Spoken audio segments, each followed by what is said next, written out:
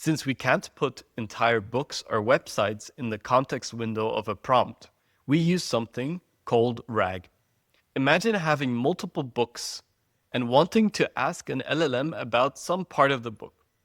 For this, we need to give it some search capabilities. Now, the thing is, language is very messy, and searching through pages by trying to match words is really faulty. We aim to fix this by using something called semantic search. The aim, in general, is to try to put text into vectors, where similar vectors that are close in meaning might be closer to each other. So if we search dog, it might be close to the word feline and golden retriever, but far from the word Donaudampfschifffahrtsgesellschaftskapitän. Each single vector representation of a word is called a word embedding. And if we have whole sentences of word embeddings, we call these sentence embeddings. This 2D grid I drew is called an embedding space. So our goal is to create a search engine which tries to check how similar our search text is in embedding space to the books. But the problem is the length of sentences we want to embed. We can't just embed the entire book in a single embedding.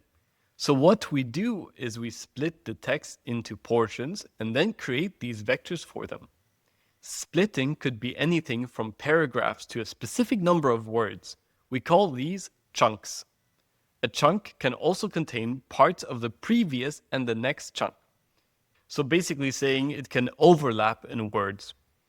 Each chunk then gets its own embedding, and then we store it somewhere. Usually a good place to store these is in something called a vector database, which is an optimized way of storing and retrieving these embeddings. But if you know what you're doing, you can also store them in just normal SQL databases. Or for very minimal applications, even just a file. Finally, the process might look like something like this, where first you have the LLM input, like a question, a prompt, a query, and then you get the function call, which is LLM using your search tool to try to find an answer to a question that the user gave. Then we have the output of the chunks from our vector database or any database that we used. And then based on this, the LLM constructs a new answer for the user.